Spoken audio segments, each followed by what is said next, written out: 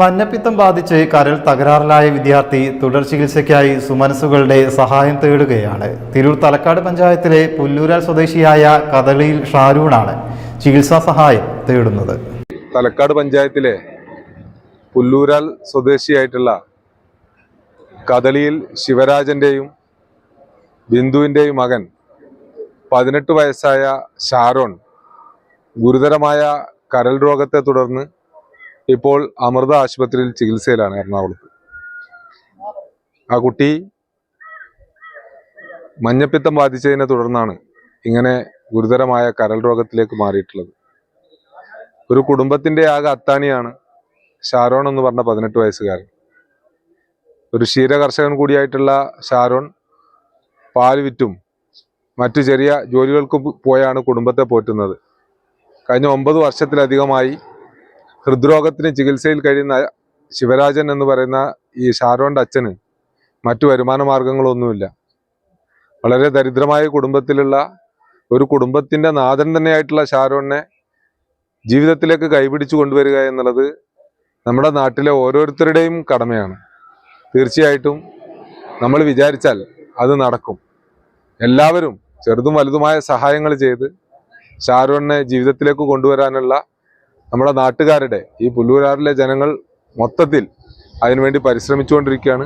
ആ നാടിനോടൊപ്പം നിൽക്കേണ്ടതാണ്. തീർച്ചയായിട്ടും എല്ലാ അർത്ഥത്തിലും അർഹതയുള്ള ഈ ഒരു കുടുംബമാണ് ഷാരോണിന്റെ കുടുംബം. സഹായിക്കുന്നവർക്ക് തീർച്ചയായിട്ടും അത് ഒരിക്കലും പാഴാവില്ല. ഈ കുട്ടിയെ ജീവിതത്തിലേക്ക് തിരിച്ചു കൊണ്ടുവരാൻ എല്ലാവരും അവനവനാൽ കഴിയുന്ന സഹായം ചെയ്യണമെന്ന് അഭ്യർത്ഥിക്കുകയാണ്. തിരൂർ തലക്കാട് പഞ്ചായത്തിലെ പുല്ലൂരാൽ സ്വദേശിയായ കദളിയിൽ ശിവരാജന്റെ മകൻ ഷാരൂണാണ് ശസ്ത്രക്രിയയ്ക്കായി സുമനസ്സുകളുടെ കനിവ് തേടുന്നത്. സാമ്പത്തികമായി പിന്നോക്കം നിൽക്കുന്ന കുടുംബമാണ് ഷാരൂണിൻ്റേത്. കരൾ മാറ്റിവെക്കാനാണ് ഡോക്ടർമാരുടെ നിർദ്ദേശം.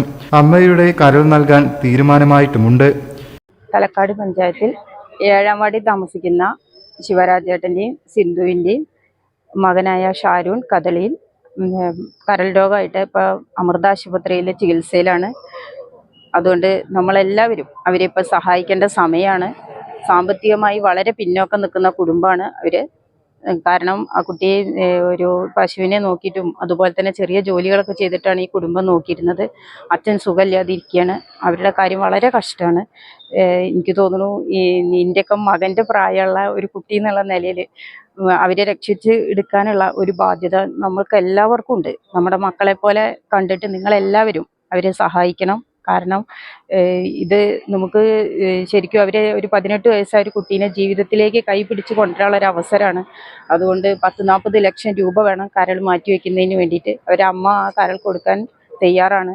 അതിൻ്റെ തുടർ ചികിത്സയൊക്കെ ആയിട്ട് ഒരുപാട് ലക്ഷങ്ങൾ ആവശ്യമുണ്ട്. അതിന് നമ്മളെല്ലാവരും ഒരുമിച്ച് നിന്നിട്ട് ആ കുട്ടീനെ നമുക്ക് ജീവിതത്തിലേക്ക് തിരിച്ചു കൊണ്ടുവരണം.